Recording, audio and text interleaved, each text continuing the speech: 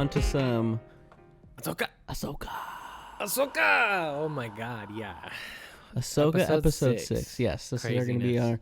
our Ahsoka episode 6 review. So, Ahsoka episode 6, we pick up right after where we left off in episode 5 with Ahsoka and Huyang in the mouth of the Purgle. Yeah. They're traveling at light speed, and a light speed that we've never seen before. It A lot looks of rainbow colors. fucking Yeah. dope. It does look really cool. Sick. The main thing that I noticed is like, it looks pretty similar, right? It's not like miles different than like what you're used to in hyperspace, but like Different enough. the scope of it feels larger. Mm-hmm. Like it doesn't feel the tunnel of hyperspace doesn't feel nearly as narrow as it used to in ships. And there's a lot more color, obviously. There's like a lot of rainbow flying through the spectrum and stuff like that. Instead of just your regular like white and blue. And yeah, you know? like stars passing by or whatever. Yeah, but yeah, it visually it's candy for sure. It looks real good for a Star Wars fan, man. It's But yeah, nice. we get set up with Ahsoka and Huyang. Huyang makes a comment of like, "Hey, I'm in the mouth of interstellar whale. You know Yeah. that travels in between galaxies. I Yeah. guess I have fucking done it all. Yeah, You know." And they're talking about Sabine. Ahsoka feels like she hasn't trained Sabine. She didn't train Sabine enough to make the decision that she made in the last episode, which was, you know, giving into the fact that she wants to go find Ezra Bridger and Yeah. giving over the map to the bad guys and stuff Yeah. like that. And Huyang's like, "Hey man, maybe she just had to make this, you know, Yeah. decision, you know? Like you can't I feel like that's a nice thing about that's the thing I always like wonder about Star Wars, and I always think about like, you know, that line was such a good line because it's like sometimes we feel like Jedi Masters have every single fucking answer, Yeah. you know, yeah, but they really don't. And something No. like that, you see Ahsoka like, like yeah, maybe, yeah. You struggle with it a little bit. yeah. Yeah, And then, you know, Ahsoka makes the comments about like how she remembers that, you know, Huyang used to tell her those stories like in the, you know, Jedi Temple and stuff Yeah. like that, like Yeah. about like Purgles and all that stuff. And Huyang's like, "You want to hear a story? God. You want to hear a fucking story?" And then Ahsoka's like, "No, I'm cool.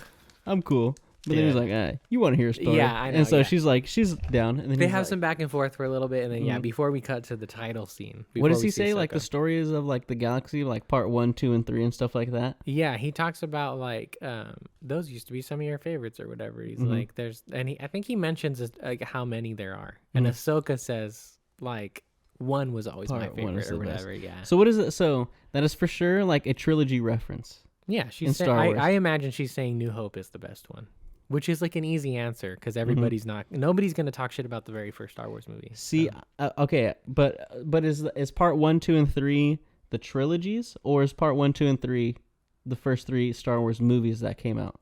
I took it as The these whole are the trilogies? trilogies. Yeah. Either way, I think they went with the milk toast answer, which is easy to just be like, no, the original's the best. See, and this is also this is another question I thought. Say this is the trilogy, like that's what they're saying, right? Part 1, 2, and 3 are the trilogies.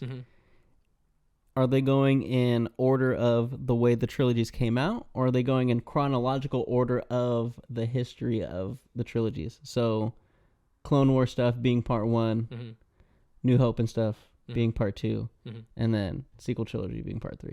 I think if you want to read it on like a meta level in terms of like they are referencing the actual trilogies that came out, I think she's saying the original trilogy is the best because that's the most agreeable answer. You know what I mean? Like I don't. But if they're saying it chronologically, I guess it could be like a weird blend of like a meta / in canon thing where like Ahsoka's like, no, my adventures were the best, so the prequel trilogy is the best, right? But I'm of the belief that like it's the original trilogy that she's talking about. Even more so, I think she's talking about episode 4, New Hope. I think she's just saying that first one's the best, you know, because it's Star Wars. You don't get there without that. But I don't know. It could be any number of things. I'm not sure. Yeah, no, I think it's for sure like the original trilogy that she's talking about. I just started thinking about it, and I was like, oh, Yeah. that'd be interesting if it was like she's being very self-referential and like, oh no, my stories are the best, you know? Well, that's the other thing too. Is it's like my dad said this, Diggs said this as well. I personally don't think that like Huyang is talking about the Star Wars movies, like, you know what I mean? Because it doesn't make sense. Like, how would he?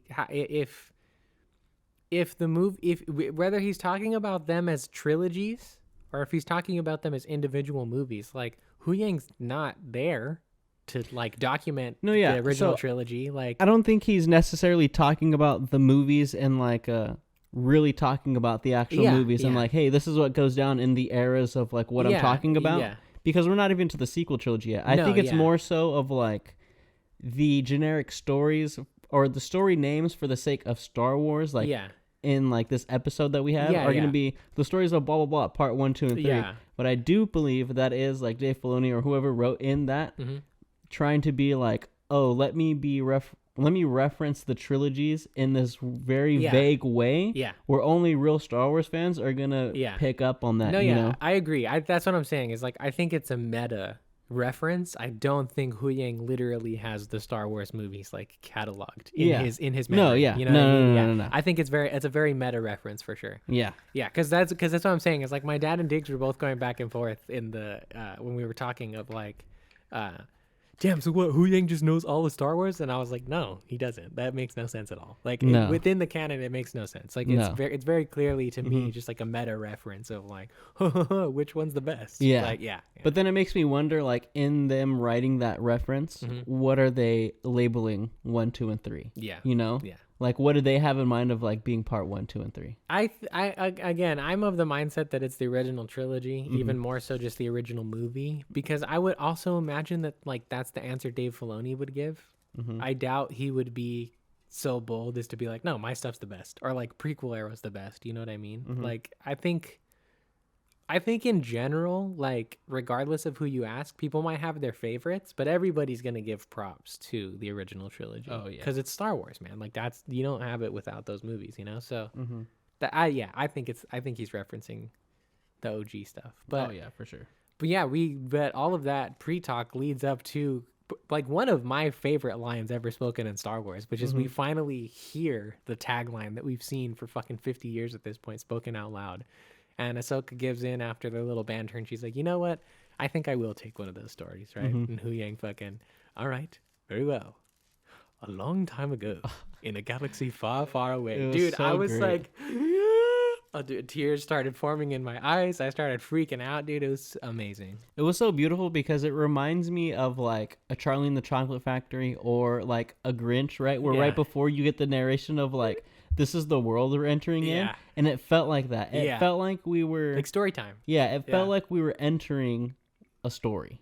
Most definitely. Like right away. Epic. Especially because they do feel like narrators in a sense in this episode, because you don't see them again. No, you don't at all. They're only in the intro and that's it. You don't see Ahsoka, you don't see Hu Yang. We cut to Sabine and her run-ins with finally Thrawn and the hidden remnant of the Imperials. Dude, his entrance was so fucking pretty epic, sick. I was watching it again today and I had my headphones on. And the music is fucking scary, bro. Ridiculous. It's awesome. So scary and like you have these menacing. It's menacing. You have like these very loud, big like I don't even know, like these drums that are hitting, but they feel like some like war drums, like drums that you would hear like right before people will like enter into battle and shit like that. Most definitely. And it felt like I don't know if they like distorted them or they added some like synthy layers under it to make them sound like a little beefier. You know, but I was hearing that and I was like, damn, this is fucking sick. And then you also have this huge army of fucking stormtroopers who we'll get into if we think they're resurrected or not. But they're Thrawn. Yeah, scary shit. Thrawn. I was like, fuck. Yeah, they feel very ancient army, Spartan, Roman, whatever influence to me, especially with like the new mask that the guy has, which personally I think looks fucking stupid. You think it looks dumb? I think it looks fucking dumb. I hate it. I do not like it. But I think he's cool. I like that we have a stormtrooper character that has a little more agency and is like an actual like ranking officer. Yeah, a biblical reference. Yeah, I think his helmet looks fucking dumb though. Do not like it. Yeah, it was shocking to me. I think it's out of place for Star Wars, that's all. It does. This was the most like, aside from like the sword fighting and stuff like that. Like this was a very like Japanese, just very Japanese reference. Yeah. Because that has a specific name to it. I forgot what it was called. Yeah, it's a process that they do in Japan where like when they mend stuff with gold and stuff like that because it's supposed to represent like what is it, like the hardships and stuff like you're supposed to have like hardships and stuff like in your life, form who you are. Yeah, exactly. And I think it even like beyond that too, it's like the eventuality that like the more hardships you have, the more like divine or whatever, golden and shit you'll become with gold. Japanese. Yeah, I actually there you go. Yeah, it's called kintsugi. Yeah, a traditional repair method and takes broken or chipped parts of but there's like a bigger yeah, I actually was excited to see that because I had reference of this technique prior. I had already heard about this, so to see it I was like, ooh, that's a cool idea. I see what you're going for, Dave Filoni. Hell yeah. It's a metaphor for embracing your flaws and imperfections. Yeah, you won't realize your full potential until you go through the tough times. This is a good metaphor. It's a good, it's a good art practice. I like it. Exactly. But it's also like, it's interesting because it's like, it makes me lean towards that his army is an undead army and they've been resurrected with like Night Sister magic and stuff. Because one, if you're going for that reference, right? Like we're putting things back together. Like they've obviously the armor's been destroyed, so you had to put it back together. Yeah. And I think they're just all an undead army because they're all like chanting Thrawn. They sound way different than any other stormtrooper we've ever heard before. Yeah, at least the main guy does, right? Because he's got like a distorted voice. Yeah. And we obviously had Merrick in like a couple episodes before. He was obviously someone that was resurrected with Night Sister magic because he like burst into this green gas that we've never seen before. And it just also makes sense because if we're on the whole home world of the Dathomiri's or whatever, and you have the Great Mothers that are there, it makes sense that they were able to do something like that, like resurrect like a full ass fucking army. Yeah. Yeah, I could definitely see it as a possibility. I think as exciting as it is, like zombies for one is not something that I need in Star Wars, even if it has a precedence in like the Star Wars lore that it is. But for two, and for me more importantly, I like the idea that there is finally a batch of like good stormtroopers that are actually badass enough to like survive under the rule of Thrawn, who's like just the ultimate commander, better than the Emperor. You know what I mean? So like, I personally like that idea a little bit more because I think it would be cool to see threatening stormtroopers for like arguably the first time ever. Like, stormtroopers have been cannon fodder since the second they set foot on screen. So like they're always hitting their head on shit. Yeah. They're missing all their shots. Yeah, they're a fucking joke. They're just stupid. They're dumb. The stormtroopers are fucking idiots, right? So like I like the idea that Thrawn has been able to keep this batch of survivors alive this entire time because of like how good of a commander he is. I also had like a slightly different read on like putting that like artistic reference in there, but that's because of like what I remember from the books, which is that Thrawn in the books, one of his big strategies is that he studies the art of a culture in order to understand how to destroy them, because in Thrawn's opinion, like understanding a culture's art gets you to the heart of who their people are, and in turn you can find like their biggest weaknesses. So I thought that was like a fun reference to the fact that like Thrawn pays attention to like the many different aspects of like a culture rather than just like a military focus, you know? But yeah, I mean, if they turn out to be zombies, I'm down with that. If they don't, I'm also down with that. Like, I'm just down with this show in general. I really like this episode a lot. I really like Thrawn's reappearance. Yeah, I would just like them to be like reanimated, like with Night Sister magic, because I think it just deepens the lore, and it also adds like a sort of menacing scale to their power of like, oh shit, they can just resurrect this many fucking people, you know? And like it's a difference if it's just like one person or like like a small group, but like, damn, they have some pretty large numbers here. Army, and if they're all resurrected, that's pretty fucking nuts. Dude. Yeah, that also leaves open the door for like if they run out of time or if they like run out of money and they don't want to show like a whole sequence of them fighting an army of stormtroopers. They just have to kill the Night Sisters, and the magic would presumably disappear, and the stormtroopers would fall. You know, very like Phantom Menace-esque, where like the droids just stop working when they blow up the mothership and stuff. Yeah. So they could go that route too, and I could see that. I'd be down for that. Yeah, and also like giving his stormtrooper like the name Enoch, because I was watching a lot of videos and they were saying it was a biblical reference. I was like, all right, I gotta do my fucking research on this. So I looked it up, and Enoch in the Bible was someone who was just very devout to God and like really believed in him and was just always like truthful and like, nah, God's got my back. Yeah, I don't got to worry about this. And so God was like super pleased with him and like made him live for super long. He lived for like 365 years or something like that. Dang. Had a hella kids. Yeah. And then it said in the Bible that one day he just like pretty much transcended into heaven. It said that like God took him, but he never actually like devastated that he like died. So it's believed that he was someone that like transcended death and God took him away because he was so like devout that he didn't want him to experience death. Yeah. So maybe Enoch is just beefed up with some fucking Night Sister magic because I could see that, like a twisted read on like the classical biblical. Yeah, he is so devout to Thrawn and what Thrawn believes that Thrawn's like, hey man, here's a little Zenkai boost right here. Here's a little power up for you. Yeah, for sure. Yeah, no, yeah, I could see that. I like that idea too a lot. Like I think that's a cool twist on like an estate. Like I like any. Like I've never read the Bible before, and like I'm not big on like organized religion. I believe in faith 100%, but like the Bible is a story in my mind at the end of the day. And from what I've understood, there's a lot of really good stories in there. So like more often than not, I enjoy references to the Bible, whether they're like full on like adaptations or a twist on it, which like I would hope they would do in this scenario. I think that would be cool. But yeah, I'd be super down for that. I think that would be cool. Hell yeah. I think there's a precedence for it. But yeah, Thrawn also enters with the sickest fucking line that I've heard in a fucking while of like a bad guy. Yeah. So he just walks up and he's just like, what was first just a dream has become a frightening reality for those who may oppose us. Yeah. And that's just to be like, oh, hey, instead of being like, hey man, what's up? You're just like, no, those who oppose us are going to die under my fist. Yeah. So like that's like the same type of shit. No, it feels very much like a step up from I Am Inevitable. Yeah. The Thanos line, you know? Like it feels like this is the sophomore version of that line. Cause like that was already a hard ass line for a villain to say, you know? This is just like that, but like with grammar and like intelligence involved.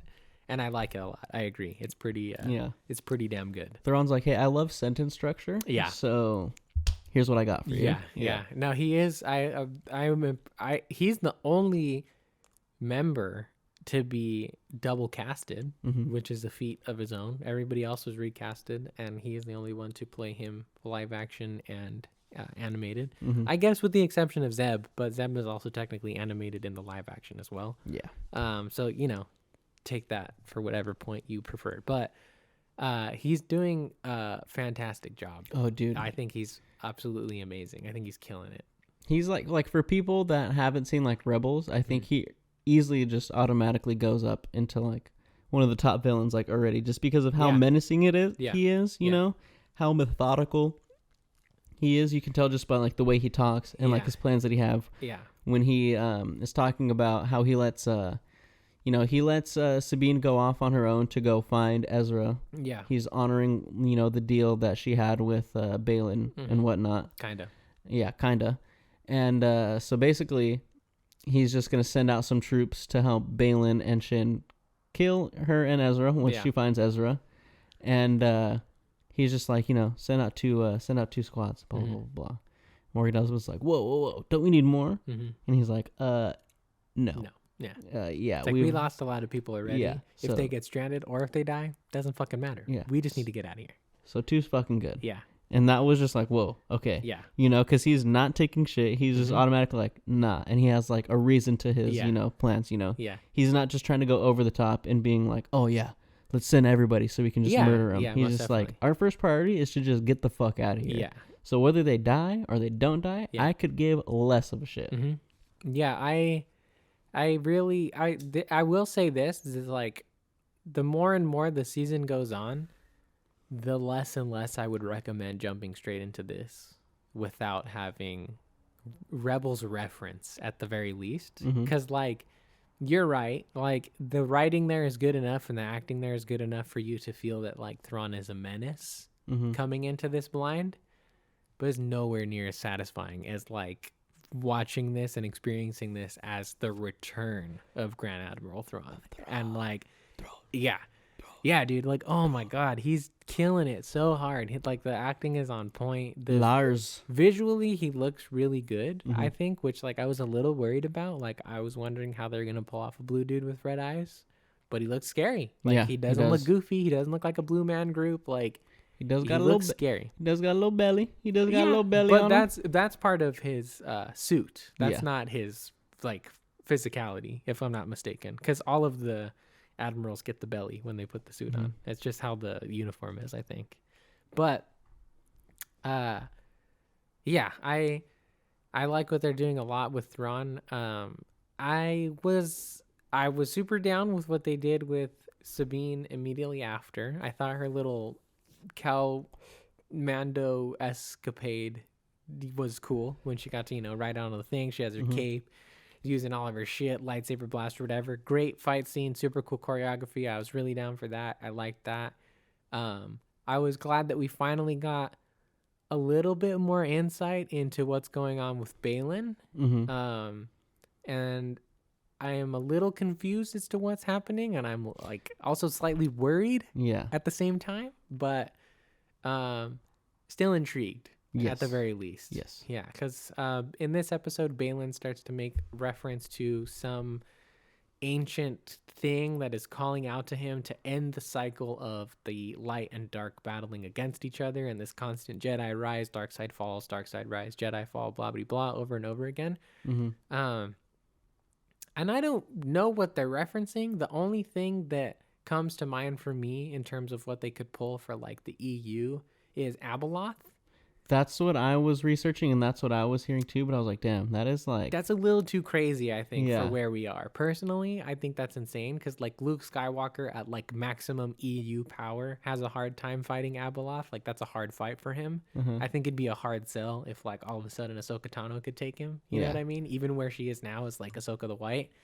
So yeah, I don't know. I think that whatever's going on with that is set up for whatever the Mandoverse movie is going to be.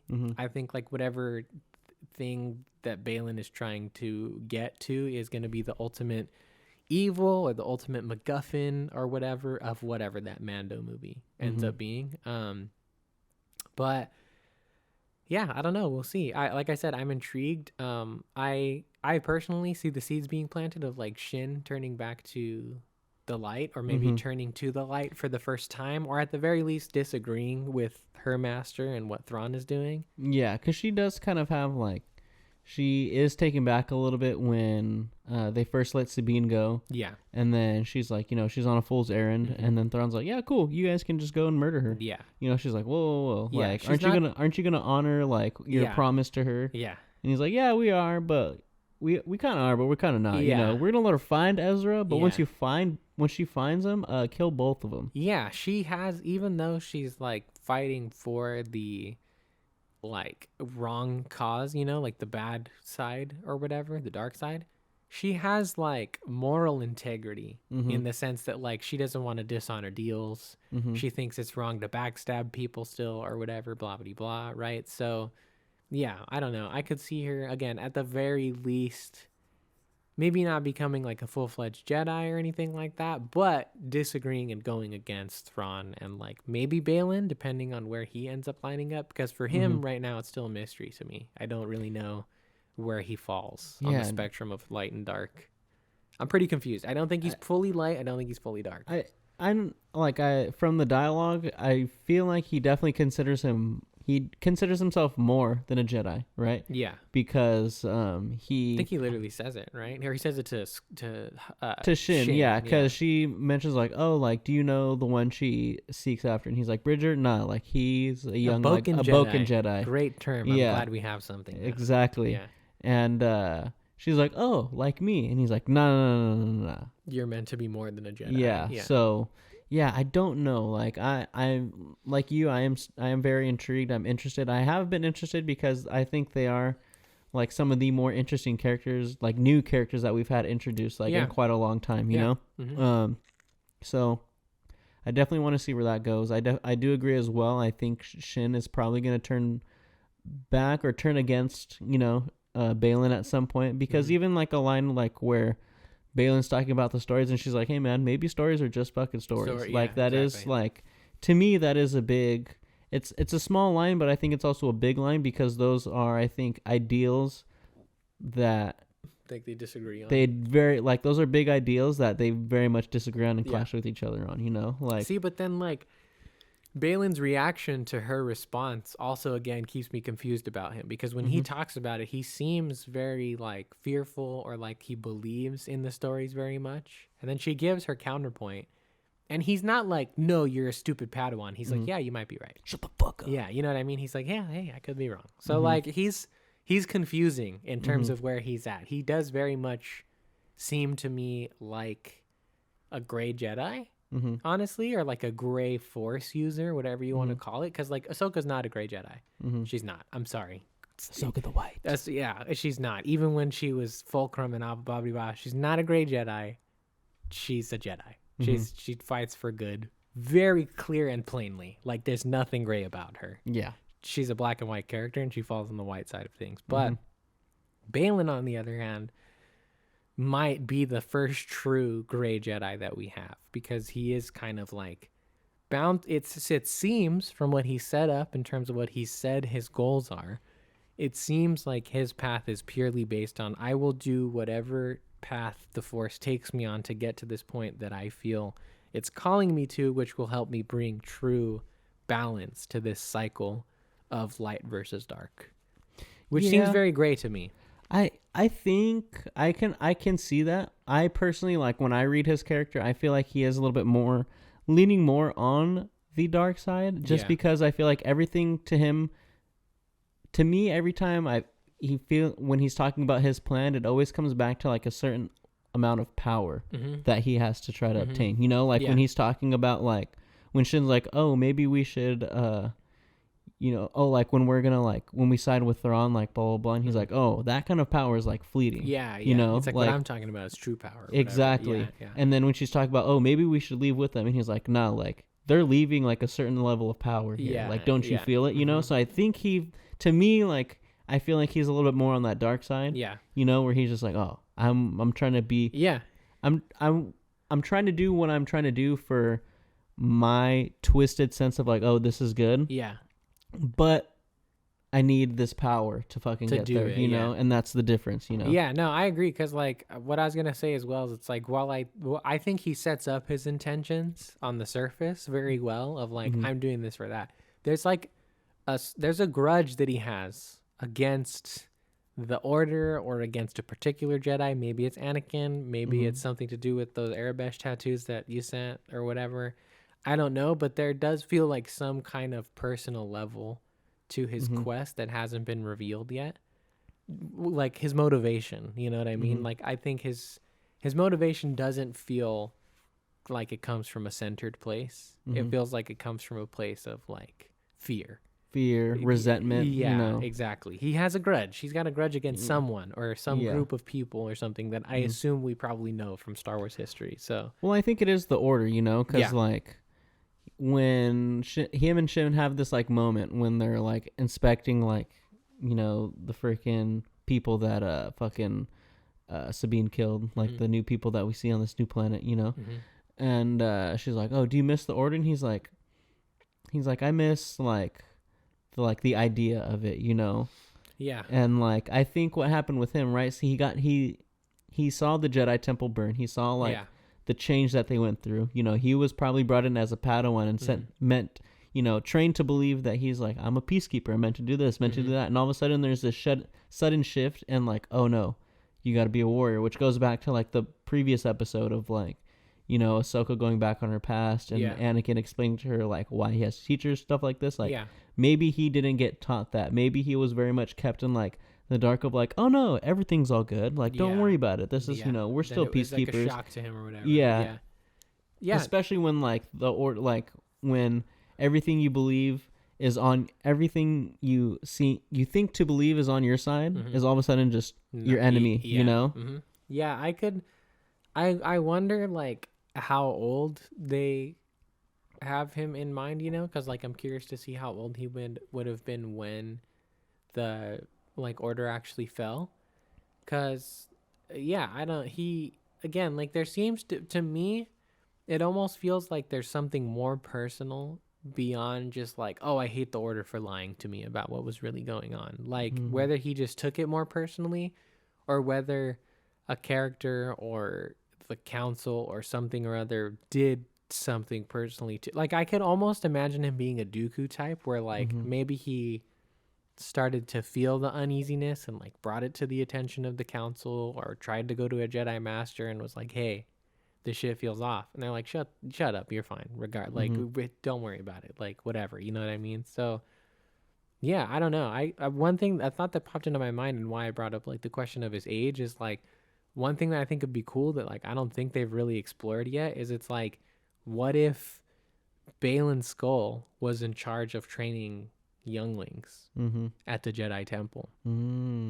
And so he does have a personal vendetta against Anakin Skywalker, and then furthermore, that extends to Ahsoka being his Padawan and whatnot, of like, you know what your master did, blah blah blah type of shit or something. I would like if it was a little bit more intimate, rather than just like, the Jedi Order fell, I'm fucking pissed about it, that fucking sucks, you know? Like I would like that. I would like it if there was something a little bit more personal that was driving him. Not that that's not a good reason, right? There's been plenty of stories that thrive off of like the surviving Jedi of Order 66, whether they go good or bad. But we've seen that a lot. So yeah, that's true. But yeah, personally, I would like something a little bit more close to home. Like maybe somebody wronged him personally in the Jedi Order, rather than just, fuck, man, they were liars. Otherwise, he's just Dooku. He's just Dooku. If that's the route they take, he's just Dooku, right? Yeah, that's true. Oh well, yeah. He's kind of just Dooku. Like if they don't give him something a little different at this point, that's the first time that's actually even popped into my head. But it's settling in the more I think about it in this moment, which is like, yeah, he's essentially just kind of Count Dooku. But it's like, is that not what all, like, most of like just darker Jedi are? No, because like you either get people who dive straight into the dark side as soon as they realize the Jedi are like, you know, fucked up, or you have like Anakin Skywalker, you know? But like Dooku is very much like, no, I know what's going down and I still think this is tragic, but I'm doing what I have to do because this is what has to happen in order for like Force users to survive or whatever, you know what I mean? Like, and that's like, again, the vibe that I get from him of like, he's using dark means for sure. Don't get me wrong. He's like a violent Force user and stuff. He's chopping people down with a red lightsaber, but he has like almost like a like righteous sense of like purpose of like, I'm doing this for the galaxy. Like I'm doing what's right because the Jedi failed and what they did wasn't correct. So I have to take this path now, which again feels very Dooku to me. Yeah. Well, yeah, maybe he was like a survivor of Order 66 because Thrawn does make the note of like, oh, Baylan Skoll. So you mean General Baylan Skoll? So obviously he was like a little older. He was a little bit older. Yeah. He was, had his wangs. He freaking had a little bit more experience in the Clone Wars. Enough to be a fucking general. Probably had his own squad that maybe just turned on him and was like, whoa, what the fuck? Had to fight his way out of it. Yeah. So I could see that, but yeah, I'm very curious on how old he was. Because he's pretty old right now. Yeah, he's got white hair, so he can be anywhere from, I would say, 40 to 60. But this is also after all of like Return of the Jedi. Yes. And A New Hope was, what, like 18 or how many years after? 19 years. 19 years after Revenge of the Sith. And then so the original trilogy takes place roughly over like 10 years. 10 years. So I would say it's a safe bet to say this takes place 10 years after New Hope. So with the 20 years, that's been 30 years. So I could see him being like a mid-20s to like mid-30s who's now in his... Because he probably had to be older than Anakin was Yeah, but again, Anakin was pretty young, and he Yeah. was a general. He was only 21. So and let's say like he was probably like 27. probably our age. Yeah. Yeah, 26, 27, 28. Yeah. Yeah. And then so you add on another like 19. He'd be around his 30s, almost 40. So Plus another 10 he would be years. 46. Yeah. Plus yeah, so 50. Yeah. Okay. In his 50s, almost Yeah. 60. Okay. Yeah. That looks right to me. It's a math podcast, motherfucker. Yeah, that's right. God damn We're it. doing the math We're doing for you the guys. maths. Yeah, so it makes sense. That seems about right to me. That he would be a knight. Maybe not a master, but he was a Jedi knight. He was knighted, did his thing, got his Padawan braid chopped off, and he was leading clones in the Clone Wars. He was probably very devout to, because being a Jedi is pretty religious, Oh yeah, so big he time. was, very devout to his religion, and then all of a sudden they're getting involved in like political aspects when they're not supposed to, and they're really just supposed to be keepers of the peace, and then that'll fuck somebody up. Yeah, no, for sure. But yeah, we get again a lot of a good chunk of like some backstory for them. Ray Stevenson killing it again. Yeah, bro. the acting is on another level for the whole series in general. Like just the way when Shin asks him like, "Do you miss it?" and the way he says like the look in his face that he has, like you can tell he's reminiscing on it and reminiscing on the aspects that he did miss. Yeah. But then switching up right away, and he's like, "But the weakness, like, nah, really like I wasn't down for that shit." Yeah. So good, bro. No, super, super good. Yeah. But yeah, we transition back to Sabine, and she comes across some fun new little alien additions to the Star Wars universe. The Noti. The Noti, is that what they're called? Yeah, Okay. because I watch everything with the captions, and that's what it says. Oh, like, okay, the Noti, the Noti speak or language. whatever. Yeah, okay. Yeah, I like them. I think they're cute. I think they're cool. I think they're a great addition to Star Wars aliens. I think they fit within the universe very well. And I like going back to like aliens that speak a language that you don't understand in Star Wars. It reminds me of like the Jawas, of like you just have this and they just Reminds me of like the Ewoks and stuff like that exactly. too. Yeah. It has an established area within Star Wars, and I think this just adds to it. They fit in that category for me. And yeah, eventually they lead us back to what I thought we were not going to get until the end of the series. And we get the reveal of motherfucking Ezra Bridger, bro. Ezra Bridger. Ezra Bridger. Yeah. They go, Ezra Bridger. They're like, Ezra Bridger. Ezra Bridger. Yeah. Which I was happy to see the reveal. I was a little lukewarm on how they handled the situation, though. I'm not going to lie. Yeah. The execution of the scene was not my favorite. Yeah. I think, because I didn't expect to get that reveal that soon. Yeah. Thought it was kind of weird that he was just like, "Hey, what's up?" Yeah. Standing here, you know? And she's just like, I didn't know where you went. Yeah. So it was kind of random. I understand what they were trying to go for. Yeah. Of like this very nonchalant of like, hey, it's been so long, like blah, blah, blah, you know? But yeah, it was kind of. I would have liked something a little more emotional. It was very anticlimactic for I feel like the buildup that we've had. And especially like the time that's passed from when he actually left in Rebels and to now, right? You know? In real life for us and in terms of the time that's taken place for the characters. Like they haven't seen Ezra in 10 years. Yeah. So like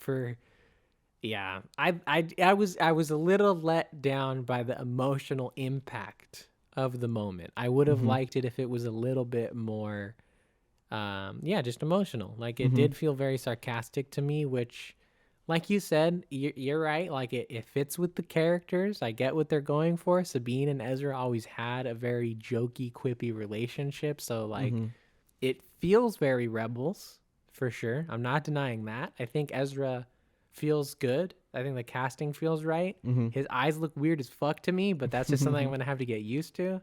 But I would have liked if there was just a little bit more tears, a little bit more feels, a little bit more something. The moment deserved more for sure. Yeah. Because there was like a lot of tension built up that I feel like was just gone. Like, pretty fucking quick. I didn't hate it. It's not like it let me down in any way, but I just probably would have. My expectations made me believe that was going to be a much more like intense emotional reunion, and it just wasn't. Yeah, because they hadn't seen each other in a cool ass minute. At least a decade. Yeah, at least. Yeah. So they're just like, hey, yeah, what's up? Yeah. The other problem I did have was like Sabine just straight lying. her lying, Yeah. but also like him just so like again, it goes back to like if you haven't watched Rebels, and when he's just like, did it work? Like you just don't know what the fuck you just don't know what the fuck he's talking about. Yeah. You know? And also from just like an aspect of like just understanding where all this is like taking place. Like for some people that just don't know who the fuck he is, just like give us a little bit of like, hey man, like is the Empire still around? Did blah blah blah, and give a, you know what I'm saying? But yeah, then Sabine just straight up just lies. Yeah, you know. Yeah, I think we'll get some more of that in the next episode because like again, like I agree with you. I think I would highly recommend not watching the show until you have, at the very least, watch like a recap of what happens in Rebels. I would recommend even further just going back and watching the show because it's really good. But it makes sense to me that because this episode was so dedicated to Thrawn, that they would just tease him at the end of it. And like within the context of the show, you know that Ezra Bridger is like important to Sabine in some way. So them reuniting, cutting the episode, and then immediately coming back to them having those conversations, I think will work for general audiences who don't know Rebels. It's like a cliffhanger, right? Like, oh, she found him. She found the person she's looking for. And then we figure out what that's about next time. Yeah. So like that works fine, but I don't know. I was just a little bit. It was just lukewarm. I was hyped to see Ezra. I freaked out. I tripped. I was like, oh fuck, there's live action Ezra Bridger.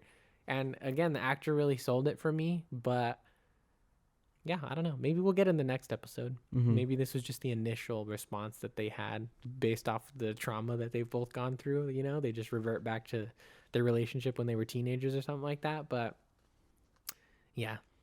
It's just a little lukewarm. Yeah, and it was just so crazy that she just straight up does not tell him like, hey, we probably need to get back pretty fucking quick, like so we have any chance of getting the fuck out of here. You know, she has completely forgotten the stakes of the story, which to a certain degree I can respect because they have already set up Sabine's characters. Like she doesn't care about the story that we're watching unfold in this. She just wants to get Ezra back, right? Yeah. Which happens to be another facet of this story, but it's not the main thing, right? She doesn't give a fuck about that. So like to a certain extent I can buy it, but at the same time I was also a little thrown off by her being like, let's not talk about that today. Let's hang out today and we'll figure that out tomorrow. Like, let's not talk about how we literally have to get out of it. Well, I mean, granted they do have like 3 days. Yeah. Right? Because they said that stuff's going to take 3 rotations, so I imagine that's 3 days. Yeah, that's true. Yeah, that is. But still not being like, hey, here's the thing. Thrawn's alive. He has a big ass army. He has a way to get back to the galaxy that you banished him from. Yeah. And he's probably doing that right now. Yeah, if we don't get back, then we are stranded here and we have no way of getting back. And Thrawn will make it back though. Yeah. Yeah, no. It just puts like I think Sabine was already in the hot seat because of the decisions that she was making. And this just feels like laying it on a little bit too thick for my personal taste. Of like now you're being stupid. Like before I could understand where you were coming from and I could get behind the mistakes that she was making. Cause like, don't get me wrong, me as a viewer, I want to see Ezra Bridger again. But the correct decision to make in that situation would have been to cut that fucking thing in half so that Thrawn couldn't get back. She fucked up. It was a mistake. But I understand why. Now she's just being fucking dumb. It doesn't feel like a like legit mistake or like, oh, whatever. I could see like, no, like this is just stupid. Now you're fucking up yours and Ezra's survival chance, leaving the galaxy to burn. Like at this point, she's just becoming annoying. So yeah, I don't know. We'll see. Maybe they'll pull it off. Maybe it'll be fine. But at the very, very ending of the episode, when I get very critiquey about it, kind of a little bit falls apart. But again, I can't emphasize the fact that like I was still super hyped to see Ezra back. Yeah. Like that shit was insane. I still lost it. I was still super happy. I think the actor's killing it who's playing him. But once you get over that initial wave of like, holy shit, it's Ezra Bridger. Yeah. There's no like. There's no payoff yet. There's no payoff Yeah, yet. we There's gotta wait nothing till keeping next you there episode. in that moment of like, oh my god, this is fucking the greatest fucking thing ever. I almost would have preferred if like I could have waited on the Balin skull and Shin Hati stuff if they gave me that next episode and Sabine found Ezra at the beginning. Mm-hmm. And they were cutting back and forth between Thrawn trying to get off the planet and Sabine trying to dance around telling Ezra, we need to get the fuck out of here because I fucked up and let Thrawn back. You know what I mean? Like, I would have preferred that because then that's a tense, like, race of, like, Sabine needs to tell him this shit so they can go fix shit before Thrawn gets the fuck out of here. You know what I mean? Rather than, like, Sabine is just dicking around while Thrawn is already, like, 10 steps ahead, which is, like, I want Thrawn to feel like he's 10 steps ahead of everybody because he's that smart, not because the other characters are that fucking dumb. Yeah. You know what I mean? Like, it's not as satisfying when Thrawn has the leg up on Sabine when she's being fucking stupid. Like, it's like, yeah, okay, cool. Like, a stormtrooper could get a leg up on her right now because she's being dumb. You know what I mean? But yeah, it is what it is. And I'm still very, very happy with the show. I was still super, super happy with this episode. The past 3 episodes were stupid, crazy good. Crazy good, yeah. I think 6 is still the peak for me. Yeah, hands down. But 5 was a solid lead up to 6, and 7 is a solid come down. Or wait, was this episode 6? This was episode 6. Okay, sorry. 4 was a solid lead up to 5. 5 is my favorite still, the one with Clone Wars stuff. Yeah. And 6 is a solid come down from 5 that still keeps the stakes of the actual story in mind. So it's they're doing a really good job pacing wise. Yeah, it's been interesting, man. It's been really fucking good. Seeing Thrawn was ridiculous. Getting this, expanded universe, these Night Sisters on a different fucking planet. Yeah. And some shit the going down. The original planet. The original planet, yep. Visually, oh, sorry, go ahead. I was going to say, and then Thrawn being like, hey, man, I need you to use your dark magic. Yeah. At the end of the episode, I was such like, a cliffhanger. I was like, what is this fool going to fucking do, you know? And he says again, or like one more time. So, like, this is obviously something that's gone down before. And that's what makes me think more that the zombies. The zombie troopers, Yeah, most definitely. Like, he's already using the dark magic in some way or another. So, yeah. Or maybe he beefed up Enoch with the dark magic. Yeah, who knows? Yeah. Thank you, my devout follower, for believing in me. Here is... I bring you into the kingdom of imperial justice. Yeah. You have now been baptized. Yeah. The one thing I am wondering is, like, how effective is Thrawn going to be once he gets back to the galaxy? Because, like, from a story standpoint, I'll be able to buy it that, like, Thrawn is so badass that he can come in with one Star Destroyer and figure out how to fight against the New Republic again. But, like, on a realistic sense, the New Republic is like a fully formed military, political, galaxy-wide thing. If a single Star Destroyer showed up, whether it's Thrawn or not, that thing's gonna get blasted out of the fucking sky. Like, no fucking way. Unless he's got, like, a bunch of reserves, which from what we've understood, he doesn't, right? Because Mando and Bo-Katan blew the fuck up out of everything that was supposed to be there for him. They are wheeling out those random coffins as well. At the end when they're wheeling out the cargo that's going into the fucking... Oh, are they coffins? Ship? I didn't even see that. Okay. They look like some random fucking coffin, so maybe that's some fucking shit. Yeah, so then maybe the plan is that, like, he's bringing all the dead bodies. But again, even still, right? Like, he would only have the people who are on board that ship with him. Again, I can buy it because it's Star Wars and it's Thrawn, but just like groundedly speaking, it's a little far-fetched that, like, I mean, there are Imperial remnants. You gotta think, because this is running concurrently with, like, Mando season 3. So there are the Moff Gideons and people like that out there, and there are people that are still talking about Thrawn's return, like we saw in the fucking Mando season 3 with their finale. Fucking But that's what I'm saying is it's like that was their big force, right? Like, Gideon was building that secret base to, like, supply Thrawn and the Imperial remnant with stuff, and that got blown the fuck up. Like, maybe there's more of them. He wasn't trying to supply Thrawn. He was the one. He was the one being like, "Hey, I'm gonna take over. Thrawn's nowhere. Yeah, where the fuck is this Thrawn? Yeah, I've never seen him. But the plans. He's like, I haven't seen Thrawn in 10 years. Yeah, and you're telling me, oh, Thrawn's return. Yeah, but the plans were to build up an army for Thrawn's return, and like a lot of it, I would assume, because there was a pretty fat chunk of it in that base, just got blown the fuck up. Like, it's gone. It doesn't exist anymore, True. So, like... Well, were the Shadow Council members also doing their own thing? I don't know. Just on a smaller scale? I don't know, because they haven't actually explained it. That Mm-hmm. that would make sense, and it would be convenient, right? If they also have armies, secret armies of their own. Mm-hmm. But they haven't actually showed us that. Yeah. So like, if all of a sudden Thrawn shows up and it's like, yeah, we actually have like 10 of those Imperial like remnant things ready to go. It's like, okay, I didn't see that though. Like, where the fuck did those come from? True. You know what I Yeah. mean? Like, so yeah, I don't know. That's the one part is that I'm wondering about. Because like, if I'm not mistaken, in the books, Thrawn comes back with like the fleet. Like the Imperial remnant develops in the same way that the First Order does in the other trilogy, where like, yes, they're in the unknown regions, but they come back with a full force, not like the command ship and then they like everything else or whatever. You know what I mean? So, Yeah, that's true. like again, like I can see it because he's Thrawn. He's the ultimate tactician and strategist or whatever. Like, yeah, he could probably take on a fleet with like a single Star Destroyer, but like. Again, if I'm getting real about it, a fleet just has to show up and blow him the fuck up and he's done. Like, that's it, you know? So we'll see. We'll see how it turns out. We'll see what's waiting for him back in Galaxy proper is what I'm curious about. Like, where's his base of operations going to be? Who's he going to meet up with? Are they going to be familiar faces? Are we going to see some of the Shadow Council? Like, yeah, that's what I'm wondering now. Because they mentioned Paleon, who is a very prominent character in Thrawn stuff and Heir to the Empire stuff. He's like his second in command. So that's exciting. And I would like to see him show up because like right now Morgan Elsbeth is kind of like fulfilling the Paleon role, which is working good. Like she's a cool character, I think. Yeah. A little boring because she's not really doing anything. Yeah, she's just kind of like... she's just a device. That's it. She's not a character. She's just there to be a Night Sister that's helping Thrawn get. But she might as well be one of the other Great Mothers. You know what I mean? Exactly. Yeah, so... She's a little boring, but we'll see. We'll see what happens.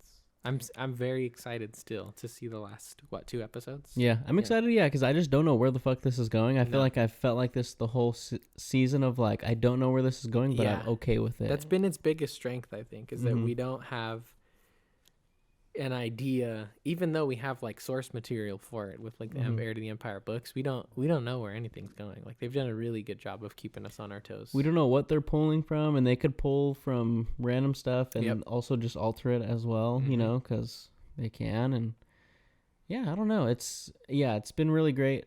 I loved seeing Thrawn. It was a fucking great episode. I loved all the lore behind like Shin and Balin and all that fucking stuff, man. Like you were saying, it was kind of random that he didn't build up a fleet. Like he was there for how long, and he just has what he just has right there. Yeah, just what they survived with. Yeah, whatever. I definitely thought that when he first showed up, like he was gonna have like a bunch of fucking people there, you know.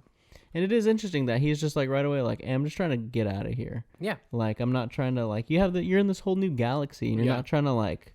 Plan stuff over there, like conquer stuff over there. Like you're just like, I'm just trying to get back. Yeah, I think it's just like a little bit of like if Thrawn doesn't see any potential there, then there's obviously not really much going on. Or maybe it's like a twist that they're saving for us because obviously like Balin sees potential there that apparently Thrawn doesn't, or like he just views as a threat or whatever, right? So I don't know. We'll see. I'm gonna obviously reserve my judgment on this until the season's over because I'm like fully faithful, like I have faith that they are going to like tie up these things that I'm complaining about right now. Yeah. So I think it's gonna be fine. Yeah. It's just where we are right now because there was a cliffhanger. That's all. Yeah. I feel like anytime with this season, I've been like, I wish they would have done this. They like literally do it within the next couple episodes. Yeah, it's crazy. You know? Yeah, it's like in the beginning, I was like, fuck, dude, I just wish I would know more about like Balin and Shin.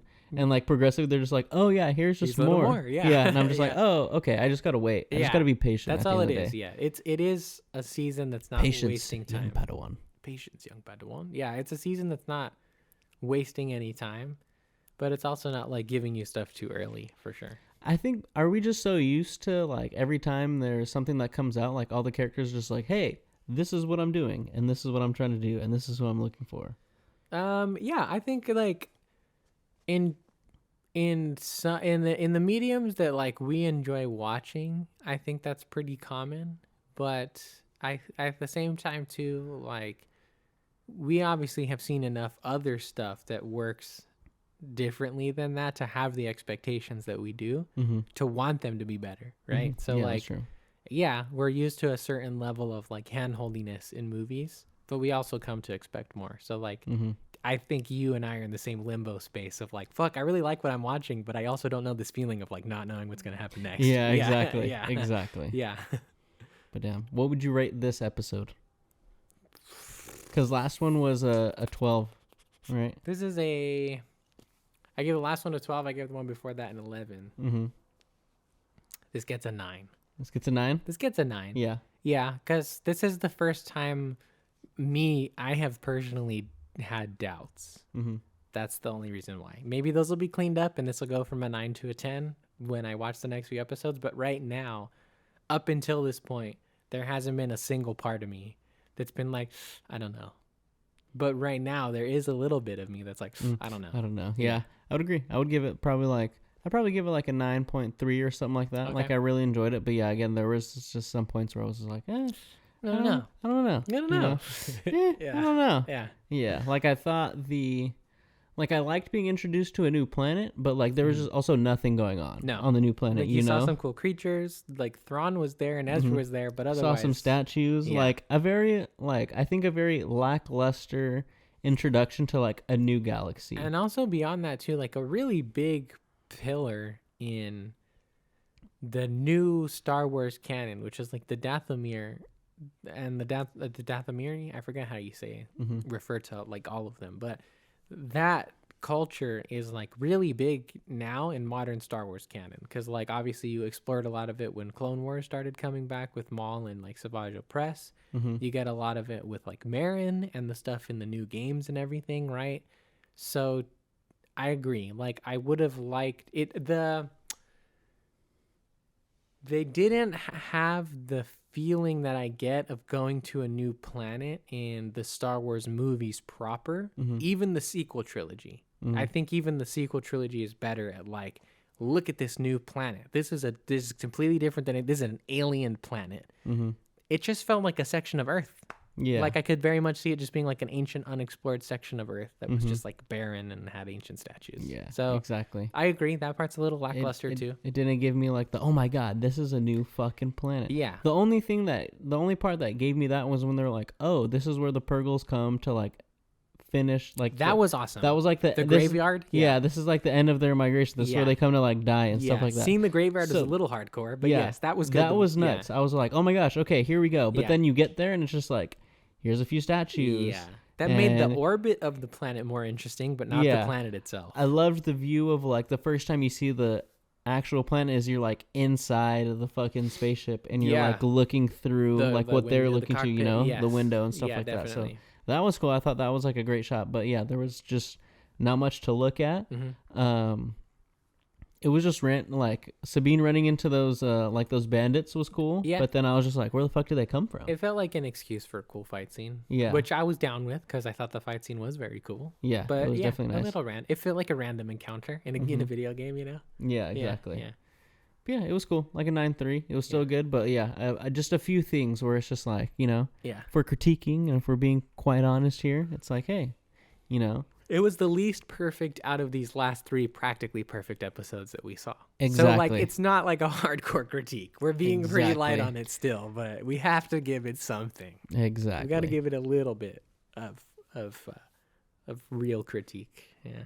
Sadly. Sadly. But hey, that's what we're here for. It's just because we're buttholes. We're answering the hard-hitting fucking questions, man. We can't be boring. We can't be milquetoast all the time. Milquetoast? I've never heard that 4 times today. I've never heard that before. I've said that like 4 times today. I like that. It's just like, it's vanilla. Milquetoast. Just vanilla. Yeah, milquetoast, man. Hell yeah. Yeah. But yeah, guys, let us know what you think about Ahsoka Episode 6 down in the comments, because you already know this is just going to be a review that's just posted on YouTube. We got 2 more coming. Yeah. Episode 7 and episode then if 8. you're finishing the review, hey, go and check out the full episode of the podcast. You know, where we're talking about all the other stuff, where we're talking about a bunch of shit. We talked about a bunch of shit today. Today was like a variety show. Yeah.